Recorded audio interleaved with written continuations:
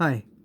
Since I just did a video talking about how Amazon Prime's The Boys is a metaphor for what I feel is a problem in society, the issue of celebrity worship, or the obsession of celebrity worship, figured I'd do a review on the first 3 episodes of season 2. I have to be honest, I'm a little less than impressed. But, to be fair, compared to season 1, that they set the bar very high, so maybe I should just look at it as an individual season and not as a follow up to season one, because season one was remarkably good. But yeah, in season two, there's a couple things I take issue with. Forgive me if I go out of order. I guess like one of the main things I have a problem with is A Train not turning Starlight in. I'm actually a fan of Starlight. I want her to succeed in the storyline. It's just that if I was A Train, and everyone who's seen the 3 episodes know what I'm talking about, I would have still been able to crush her. The thing is, when A Train talked to Starlight about turning her in for assisting the boys with obtaining some compound V, she countered A Train, like threatening him, saying that, "Oh, I could turn you in for killing your girlfriend." The thing is that she was toying around with the idea of uncovering the cover up that Vought orchestrated, the cover up of A Train's murder by A Train. The thing is, if A Train was to turn Starlight in to Vought, they'd kill her before she had a chance to even expose that. So that's one problem right there. I guess another problem I had was that, what is it about Stormfront that Homelander doesn't just put her in her place immediately? Do you guys remember what Homelander was like in the first season? Even people he dated and considered a trusted confidant, like Queen Maeve, they were always tense around him. With Stormfront, she just mouths off all the time, and he doesn't pull her aside and just let her know that he could snap her neck like in half a second. That I don't get. They're kind of forcing this Stormfront character down our throats. I guess number three would be that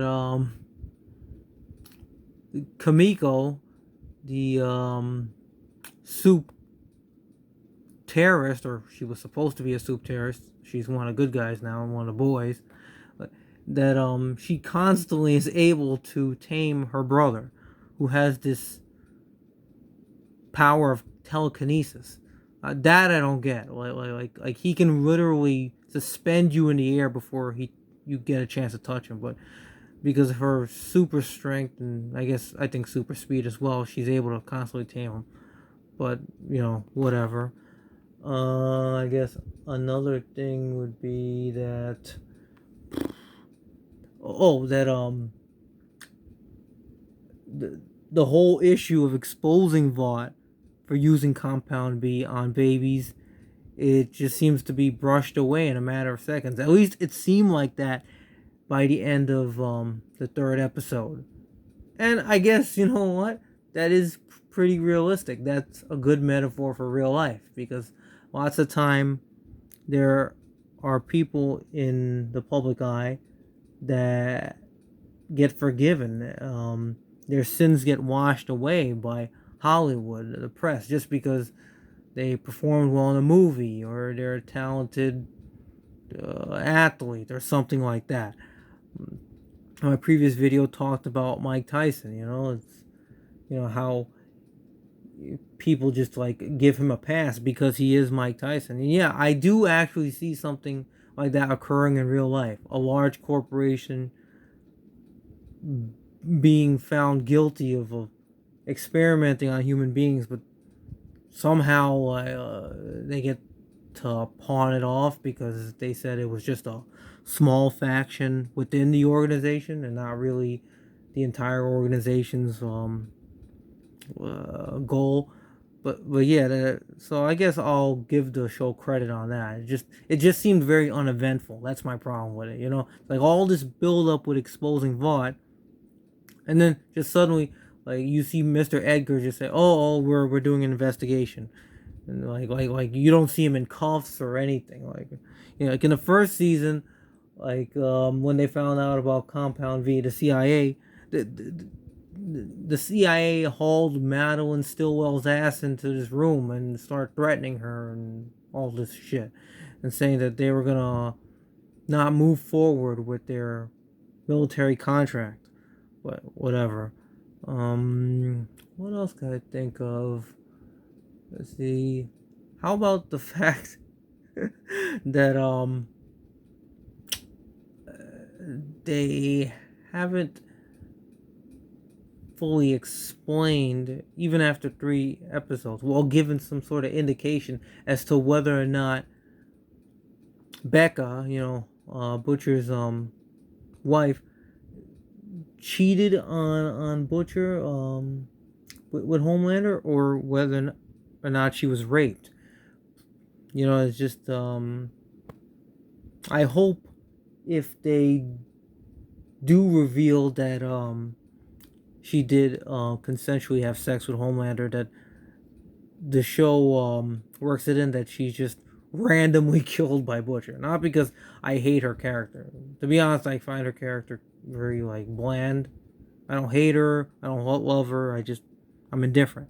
But wouldn't that be crazy if after all this build up for Butcher trying to avenge his wife and now trying to rescue her, that after all these years, at least 8 years have gone by, Butcher just being tormented by the memory of losing his wife.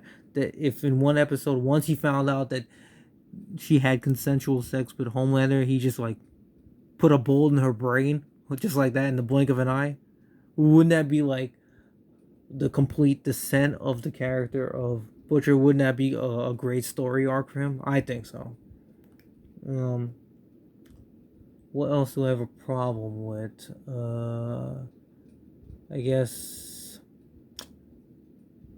the fact that wondering why A-Train didn't turn Starlight in right away when he recovered from his coma. Not sure. Maybe he just wanted to toy with her. But yeah, I guess. But besides that, I guess another thing that I noticed in the season, but I don't have a problem with it, I actually liked it, was that in the season 2 trailers, they tried to make it look like Homelander's son was suspended in air after he pushed him off the roof of a house.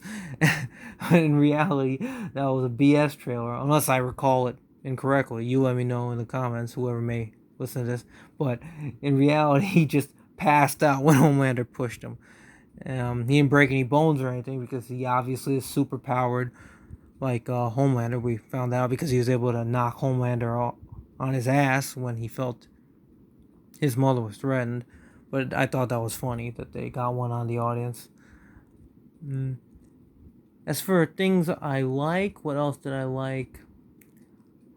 I did like that they gave a shout out to Brooklyn in the series because I don't know, well, I guess if you're not a native New Yorker, I looked into this, but in Brooklyn, I'm guessing along Clarkson Avenue, they have like a strong Haitian demographic. So in the series, starting from episode 1 of season 2, you see the gang is hiding out in the headquarters of, it's a basement of a Brooklyn-based Haitian gang, and yeah, like you could see like the graffiti on the wall say Haitian Kings, and it even says Clarkson Avenue. So yeah, it's just strong Brooklyn vibes there. What else did I like though? Oh, when Butcher did return at the end of episode 1 of season 2, he is wearing a tracksuit. And I think one of the characters actually says, "What are you wearing?" But yeah, but besides all the things I said, I can't think of anything really noteworthy in the first 3 episodes of season 2, at least off the top of my head. Hmm. Queen Maeve, like, she did reconnect with her old girlfriend, and I guess, like, it was revealed that, Queen Maeve is not, I guess, the bitch that she was portrayed to be. The reality is she just didn't want to reconnect with her girlfriend because she was afraid Homelander would kill her because he seems to be insanely jealous. I don't know why. It's pretty obvious that their whole relationship was manufactured by Vought, for publicity and ratings and whatever. But yeah, besides that, no, I can't think of anything else. But I'd be open to hearing anyone's ideas on what they think should be discussed further regarding the first 3 episodes and what their predictions are for the upcoming episodes. I'm glad though that Huey and Starlight, that their potential as a couple hasn't been forgotten. I'm glad the show didn't retcon that part.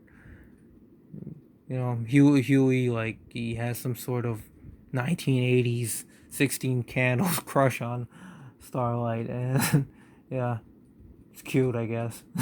But let's see where it goes. Anyways, talk to you guys later, and I hope to hear from you soon. Bye.